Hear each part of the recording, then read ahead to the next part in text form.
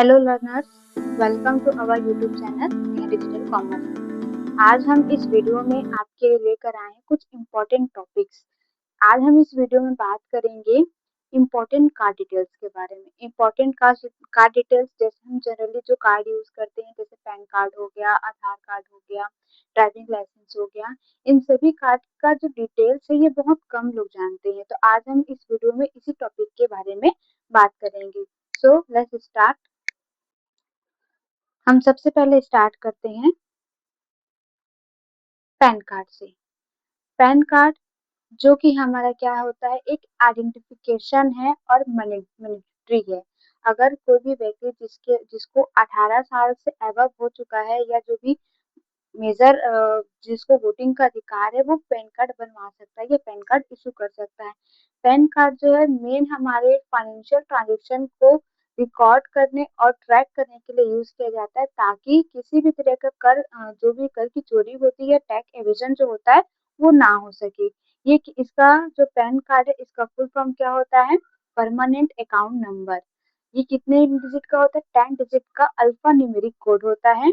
और इसको किसके द्वारा इशू किया जाता है? Income tax department of India के द्वारा इशू किया जाता है। Income tax department of India ही हमारे फाइनेंशियल ट्रांजेक्शन को सभी को ट्रैक करता है कि कहाँ से कितना इनकम जनरेट हो रहा है, कितना हम इनकम को एक्सपेंस कर रहे हैं, क्या कर रहे हैं, ताकि हमारे इनकम पर टैक्स वसूल किया जा सके और टैक्स की चोरी जो है वो कम की जा सके या खत्म की जा सके। अब बात करते हैं पैन कार्ड के एग्जाम्पल के बारे में। जैसे मैंने यहाँ पर एक एग्जाम्पल लिया है। ये आपका जो दिया गया है ABCDI 2345F, ये आपका एक पैन कार्ड का नंबर है। अब ये समझते हैं कि ये जो कार्ड का नंबर ये कैसे डिटेल होता है, या फिर ये कार्ड का जो नंबर है वो कैसे बनता है।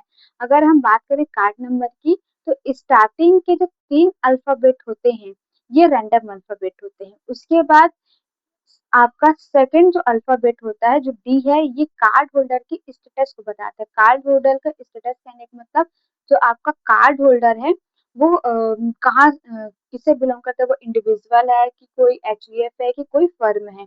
और ये जो आई होता है, ये फर्स्ट लेटर होता है कार्ड होल्डर के सरनेम का। और ये जो 4 डिजिट हैं, ये सिक्वेंशियल नंबर होते हैं। और लास्ट का जो एफ होता है वो चेक डिजिट होता है। अब यहाँ पर बात आता है कि चेक डिजिट होता क्या है। चेक डिजिट एक ऐसा एल्गोरिदम या फिर ऐसा एक न्यूमेरिकल नंबर या अल्फाबेटिकल होता है, जिसमें ह्यूमन एरर को या फिर किसी तरह के एरर को हम आइडेंटिफाई करते हैं। ये मेन जो एल्गोरिदम पर काम करता है, ताकि किसी भी तरह के एरर को वहां पर डिटेक्ट किया जा सके। अब इसके बाद बात करते हैं हम आधार कार्ड की। अब आधार कार्ड जो है, ये आपका आइडेंटिटी और एड्रेस दोनों का प्रूफ है। कहाँ? पूरे अक्रॉस कंट्री में, पूरे कंट्री में कहीं पर भी अगर आप जाते हैं, तो आपके एड्रेस और आइडेंटिफिकेशन को बताता है। ये कितने डिजिट का होता है? 12 यूनिक डिजिट का कोड होता है। इसे किसके द्वारा इशू किया जाता है? यूआईडीआई के द्वारा, जो कि गवर्नमेंट ऑफ इंडिया के बिहाफ में रिलीज करता है। और यहाँ पर अगर फुल फॉर्म की बात की जाए यूआईडीआई का, तो इसका फुल फॉर्म है unique identification authority of India. और ये क्या होता है? आपका बायोमेट्रिक डेटा होता है। बायोमेट्रिक डेटा मतलब जहाँ पर हमारे थंब प्रिंट के द्वारा क्या किया जाता है, सारे हमारे डेटा को रिकॉर्ड किया जाता है। अब हम एग्जाम्पल की बात करते हैं आधार कार्ड के एग्जाम्पल की। तो मैंने यहाँ पर एक 12 डिजिट का यहाँ पर एक एग्जाम्पल लिया है, जैसे 1 2 3 4 5 6 7 8 9 0 1 और 2। अब यहाँ पर समझते हैं ये नंबर कैसे आपके क्लासीफाई होते हैं। जो शुरू के स्टार्टिंग 11 नंबर होते हैं, ये आपके यूनिक कोड होते हैं। और लास्ट का जो डिजिट होता है वो आपका चेक डिजिट होता है। अब इसके बाद हम बात करते हैं वोटर आईडी कार्ड की। तो वोटर आईडी कार्ड क्या होता है? आपका proof and allow citizen to vote.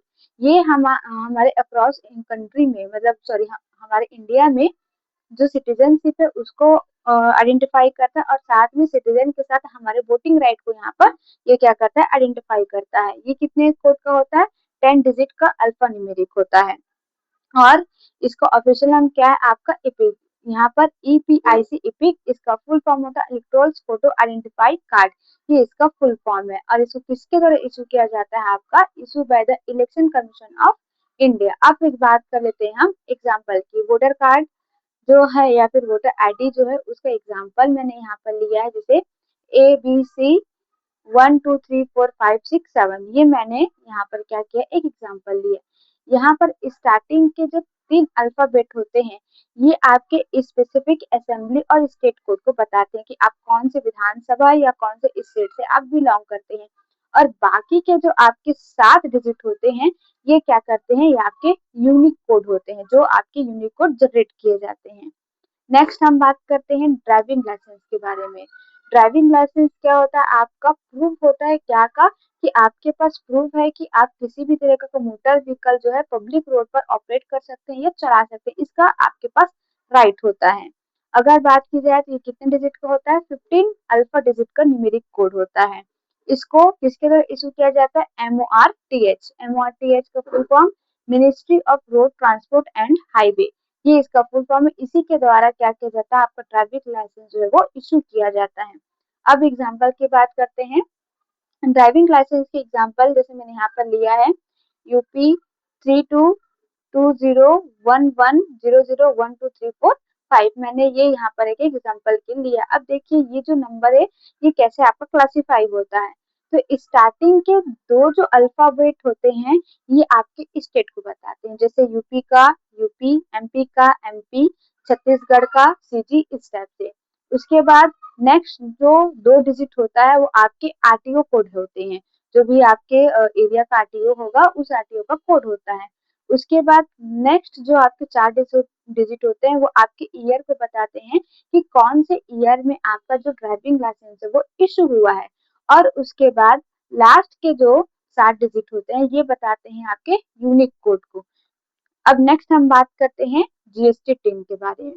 GST tin एक आपका जैसे जो जीएसटी के अंदर अपना रजिस्ट्रेशन करवा रहते हैं, वो टैक्स पे करते हैं, तो उनके लिए एक नंबर अलॉट किया जाता है, जिसको हम कहते हैं जीएसटी टिन। जैसे यहाँ पर देखिए लिखा है आपका, assign to every registered business and tax payer in India under GST, work frame replacing older state level identificator like TIN और वेट। पहले जीएसटी के पहले क्या चलता था, हमारा वेट चलता था, तो वेट में आपका टिन का यूज किया जा रहा था, और जीएसटी में आपका जीएसटी टिन का यूज किया जाता है। तो ये आपका जो भी टैक्स पेयर होते हैं या जो बिजनेस होल्डर होते हैं, जो जीएसटी के अंदर अपना रजिस्ट्रेशन करवाए हैं, उनको एक कोड एक कोड दिया जाता है, जिसको हम जीएसटी टिन कहते हैं। ये कितने डिजिट का होता है, 15 डिजिट का आपका अल्फा न्यूमेरिक कोड होता है। और यहाँ पर अगर हम फुल फॉर्म की बात की जाए जीएसटी टिन का, तो इसका फुल फॉर्म है goods and service tax identification number, ये इसका फुल फॉर्म है। अब यहाँ पर हम बात करते हैं इसके एग्जाम्पल की।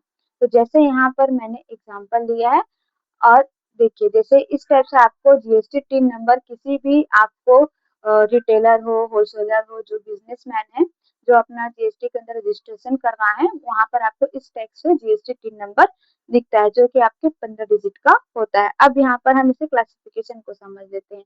तो स्टार्टिंग के जो 2 डिजिट होते हैं, ये आपके स्टेट कोड को बताते हैं। हर स्टेट को अपना एक कोड मिला हुआ है, तो वो कोड को यहाँ पर ये बताता है। इसके बाद जो 10 अल्फा न्यूमेरिक डिजिट कोड होता है, ये कार्ड होल्डर का पैन नंबर होता है। जो भी व्यक्ति होगा जिसको जीएसटी टिन रिलीज किया गया है, उस व्यक्ति का पैन नंबर होता है। इसके बाद ये जो 2 है, ये number of registration with in state, आप कितने स्टेट में ट्रांजेक्शन करेंगे, ये इसके लिए आपका ये नंबर होता है। जेड जो है ये बाय डिफॉल्ट रहता है, और ये जो लास्ट का डिजिट है, ये आपका चेक डिजिट है या चेक डिजिट एरर कोड है।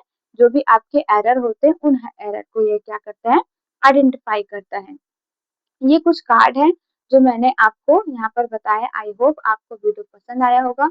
अगर वीडियो पसंद आया होगा तो please like share and subscribe.